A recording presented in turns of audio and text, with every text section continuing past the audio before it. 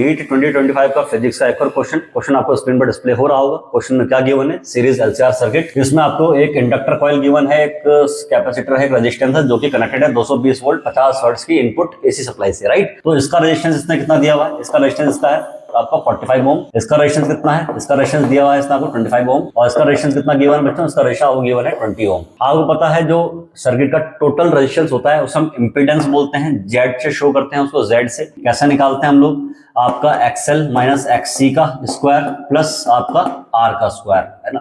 तो एक्सएल कितना आपके पास में, एक्सएल 45 माइनस 25 है ना, 45 माइनस 25 का होल स्क्वायर प्लस 20 का स्क्वायर। इसको सॉल्व करेंगे तो बच्चों आपका आ जाएगा 20√2। तो आपके पास में इतना ओम आपका सर्किट का नेट रेजिस्टेंस है, राइट। और नेट वोल्टेज कितना है, 220 वोल्ट है। आप एक चीज का ध्यान रखेंगे, अगर मैं इसका फेजर डायग्राम बनाता हूं, आपको पता है इसमें आपके पास में ये क्या है, ये क्या आपका रेजिस्टेंस का जो पोटेंशियल ड्रॉप है वो VR है, और करंट भी आपका इसी डायरेक्शन में होगा। सर्किट में जो करंट आई है ना, तो आपको पता है आपका जो रेजिस्टेंस होता है उसमें जो पोटेंशियल ड्रॉप होता है और करंट सेम फेज में होते हैं। नेक्स्ट आपके पास में ये किसका फेज है बच्चे, यहाँ पर ये फेज आपके पास में VR का मान लेते हैं, है ना, जो कि 90 डिग्री आगे होता है। जो आपको होता है ये VR नहीं, ये आपका VL है। इंडक्टर कॉइल के अक्रॉस जो पोटेंशियल ड्रॉप होता है वो करंट से 90 डिग्री आगे होता है, और कैपेसिटर में जो होता है वो आपका करंट से 90 डिग्री पीछे होता है।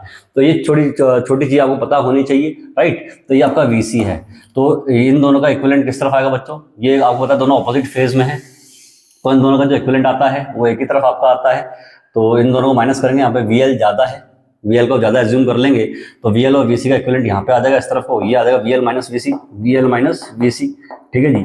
और ये आपका है क्या, ये VR या यूं कहूं I भी कह सकते हैं आप ये, क्योंकि VR और I का फेज सेम होता है, ठीक है जी। और ये क्या है, इक्विवेलेंट वोल्टेज जो कि 220 वोल्ट होगा, सर्किट में जो वोल्टेज है, इनपुट वोल्टेज है E, राइट। और करंट और सर्किट के बीच में जो बच्चा आपका एंगल होता है उसी को हम क्या बोलते हैं, फेज डिफरेंस, राइट। आपको थीटा फाइंड करना है, तो यहाँ से क्लियर है बच्चों, यहाँ से जो आपका फेज डिफरेंस आपका अगर आप निकालेंगे तो फेज डिफरेंस कैसे फाइंड करेंगे हम लोग, फेज डिफरेंस हम फाइंड करेंगे इसमें गौर से देखें आप लोग। तो phase difference cos theta find करने के कई फॉर्मूले हमारे पास में होते हैं। एक सबसे इंपॉर्टेंट फॉर्मूला होता है आपके पास में, अच्छा ये होता है बेस अपॉन हाइपोटेन्यूज। बेस कितना आपके पास में, बेस है VR और हाइपोटेन्यूज कितना बच्चों, हाइपोटेन्यूज आपके पास में E है, कितना है आपका E है।